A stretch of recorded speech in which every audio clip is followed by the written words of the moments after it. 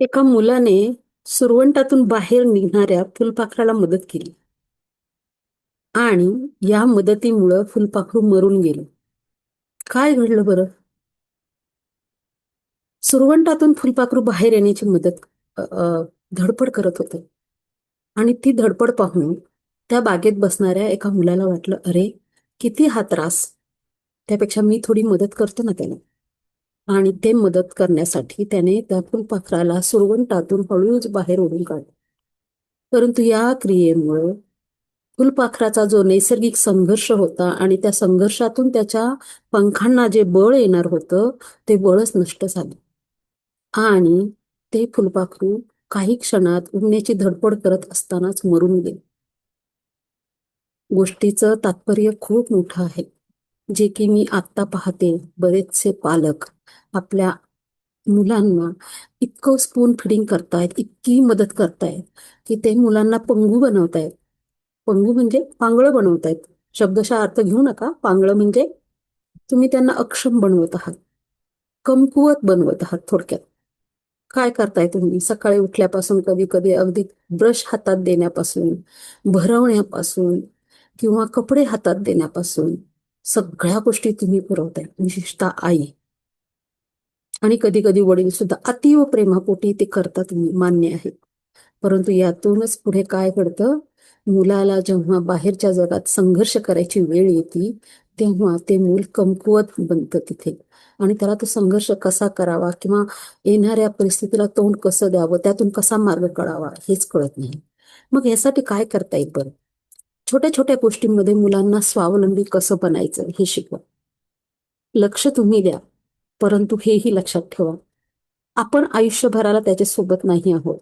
तुम्ही त्याला इतकं सक्षम बनवा की भविष्यात तुमच्या मदतीशिवाय तो खूप साऱ्या गोष्टी करायला त्याला काही अडचण येणार नाही.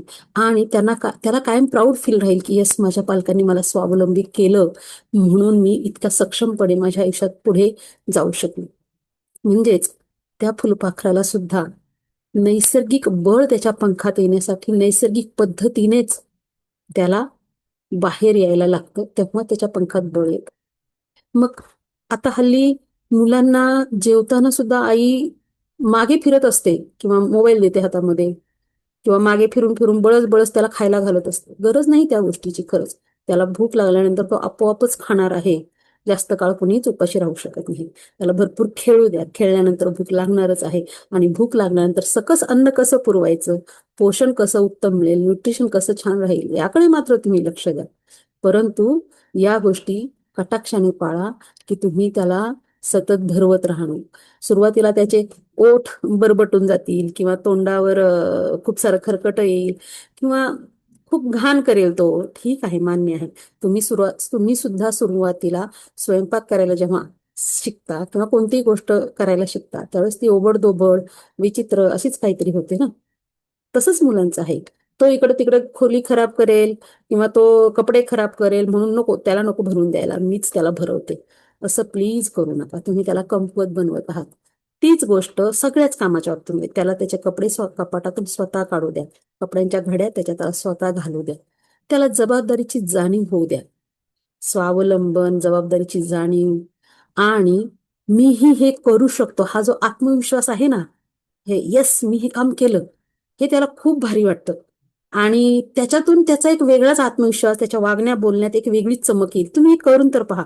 छोट्या छोट्या गोष्टी त्याला विश्वासात घ्या करायला. दिवसभराचं त्याचं काय काय घडलं ते त्याच्याशी गप्पा मारा, शेअरिंग करा. आणि तुमचं पण घडलेल्या ज्या गोष्टी त्याला समजू शकतील ह्या त्याच्या भाषेमध्ये छोट्या मोठ्या गोष्टी त्याच्याशी पण शेअर करा. त्यामुळे मी सुद्धा घरात एक जबाबदार व्यक्ती आहे हे त्या मुलाच्या लक्षात येईल. नाहीतर काय होतंय, आई वडील जर निवांत बसले की मोबाईल घेऊन हातात बसतात. मग मुलांना असं वाटतं की अरे रिकामं बसणं म्हणजे काय? म्हणजे काम करून झालं की रिकामं बसणं म्हणजे विश्रांती करणं म्हणजे काय असतं? तर मोबाईल घेऊन हातात बसणं. मग तुम्ही मुलांच्या बाबत त्यांना दोष देऊ शकत की नाही की मूल माझं नुसतं मोबाईल घेऊन बसतं. मुळात आई वडील जर पुस्तक घेऊन वाचत बसणारे असतील तर मूल हातात कधीच मोबाईल घेऊन बसणार नाही. सुरुवात तुमच्यापासून करा.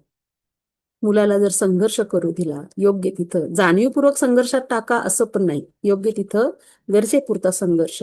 त्याला त्याची आंघोळ करू द्या, कधीतरी त्याने स्वतःचे अंघोळ त्याला करू द्या, जोपर्यंत लहान आहे तोपर्यंत तरी त्याला त्याचाही आनंद घेऊ द्या.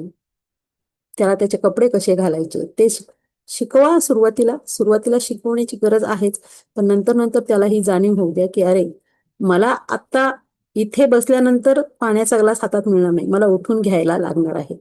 ही जबाबदारीची जाणीव जेव्हा कळेल त्यावेळेस आई म्हणून तुमची सुद्धा काही कामं कमी होतील आणि तुम्हीही अशा पद्धतीने इतरांची सेवा करण्यातच जन्मधन्य जर घालवत असाल तर ते पण हळूहळू थांबवा. कारण तुमची ही काहीतरी किंमत आहे हे पण लक्षात ठेवा. इतरांच्या पुढं पुढं करण्यात किंवा इतरांच्या हाकेला प्रत्येक वेळेला ओ देऊन त्यांच्या हातात वस्तू देण्यासाठी तुमचा जन्म नक्कीच नाहीये. जास्त मदत केली की कमकुवत मुलं तयार होतात. थोडासा संघर्ष त्यांच्या पद्धतीने करून दिला तर तेच मुलं स्ट्रॉंग बनतील, स्वावलंबन बनेल, आत्मविश्वास येईल एक प्रकारचा. खरं सांगायचं तर पालकांची खरी मदत काय आहे, तर मुलांना सक्षम बनवणं.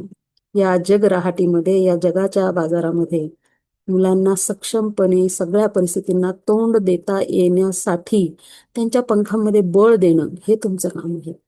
तुमचं काम हे नाही की त्याला सगळ्या गोष्टी जागच्या जाग्यावर त्याला पुरवणं. अजिबात नाही. हा, ह्याच्यातलं तारतम्य तुम्ही ठेवायचं आहे. काही गोष्टींचा कॉमन सेन्स ठेवायचा आहे.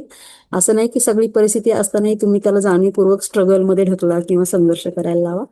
तर जिथं जिथं त्याला स्ट्रॉंग बनण्याची गरज आहे तिथे तिथे तुम्ही त्याला जास्तीत जास्त तो स्वावलंबी कसा होईल, आत्मविश्वास कसा येईल, त्याला जबाबदारीने कसं वागवता येईल, स्वतःशी पण आणि इतरांशी पण.